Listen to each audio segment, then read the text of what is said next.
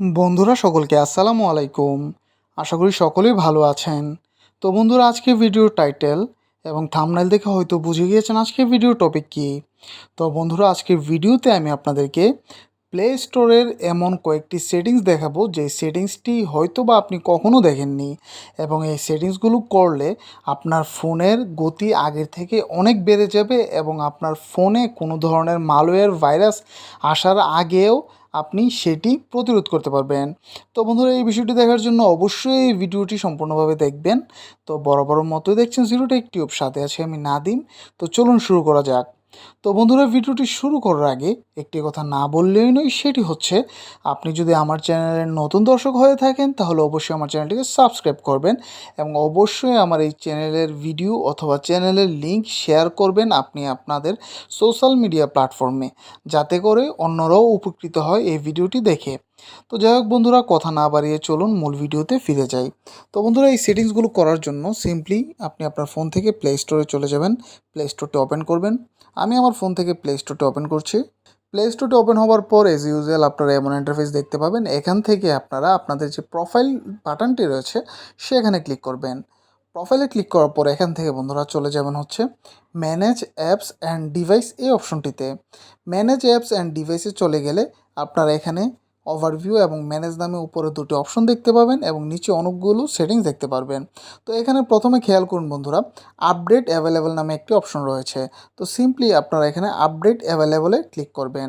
Update অ্যাভেলেবলে click করলে অনেক সময় দেখতে পারবেন এখানে আপনাদের যত অ্যাপস আছে ফোনে এগুলো অটোমেটিক আপডেট দেয়া থাকে। তো এখান থেকে আপনি খুবই সহজে কোন অ্যাপসটি আপডেট করা প্রয়োজন, কোন অ্যাপসটি আপডেট করার প্রয়োজন নেই, সেগুলো কিন্তু একসাথে দেখতে পারছেন। অন্যভাবে কিন্তু দেখতে যদি চান আপনি আপনার মোবাইল স্ক্রিনে গিয়ে তাহলে কিন্তু একটা একটা করে দেখতে হতে পারে। তো এখানে আপনি সবগুলো একসাথে দেখতে পাচ্ছেন। এখানে যেটি আপনার আপডেট করার প্রয়োজন রয়েছে সেটি কিন্তু খুবই সহজে আপডেট করে নিতে পারেন। তো বন্ধুরা, এটি ছিল প্রথম একটি সেটিংস। তো দ্বিতীয় যে সেটিংসটি দেখাবো সেটি হচ্ছে উপরে দেখুন নো হার্মফুল অ্যাপস ফাউন্ড নামে একটি অপশন। তো এটিতে ক্লিক করে ওপেন করবেন। তো প্রথমে জেনে নিই বন্ধুরা আসলে এটি কী। এটি হচ্ছে বন্ধুরা, আমরা অনেক সময় প্লে স্টোর থেকে অনেক ধরনের অ্যাপস ইনস্টল করি, কিন্তু অ্যাপসটি ইনস্টল করার পর অনেক সময় আমরা জানি না কোন অ্যাপসটি মালওয়্যার ভাইরাস নিয়ে আসছে বা কোন অ্যাপসটি আমাদের ফোনের জন্য ক্ষতিকর।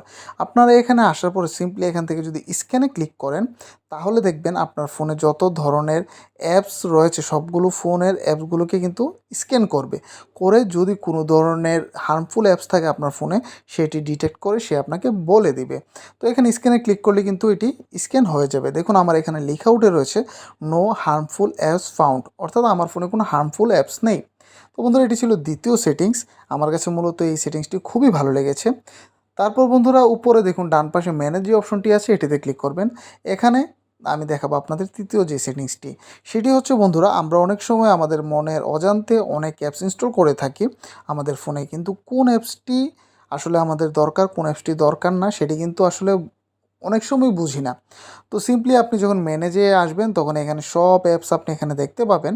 এখান থেকে যে কোনো একটি অ্যাপসকে যদি আপনি সিলেক্ট করেন তাহলে এই অ্যাপসটিকে কিন্তু সরাসরি আপনারা এখান থেকে আনইনস্টল করে দিতে পারেন। ধরুন আমি এখন ইমো অ্যাপসটিকে আনইনস্টল করব। সিম্পলি এখানে টিক মার্ক দিয়ে উপরে দেখুন ডান পাশে ডিলেট বাটনটি রয়েছে, এখানে ক্লিক করলে কিন্তু ইমো অ্যাপসটি ডিলেট হয়ে যাবে। এটি কিন্তু খুবই সহজে বন্ধুরা আপনারা এই ম্যানেজ অপশনে এসে করতে পারবেন। তো বন্ধুরা, প্লে স্টোরের এই অপশনগুলো আসলে আমরা সবারই জানা প্রয়োজন আমাদের, কেননা এখানে অনেক অ্যাডভান্স সেটিংস রয়েছে। আজকে যে 3টি সেটিংস দেখিয়েছি আসলে এই সেটিংসগুলো প্রত্যেকেরই জানা প্রয়োজন, তাহলে কিন্তু আপনি আপনার ফোনটিকে খুব সহজভাবে কাস্টমাইজ করতে পারবেন। তো বন্ধুরা, আশা করছি আজকের ভিডিওটি আপনাদের ভালো লেগেছে। যদি আমার ভিডিওটি আপনাদের ন্যূনতম ভালো লেগে থাকে তাহলে অবশ্যই একটি লাইক দিবেন, কমেন্ট করে জানাবেন পরবর্তীতে কেমন ভিডিও চান, এবং অবশ্যই আপনার বন্ধুদের সাথে শেয়ার করতে ভুলবেন না। ধন্যবাদ সবাইকে।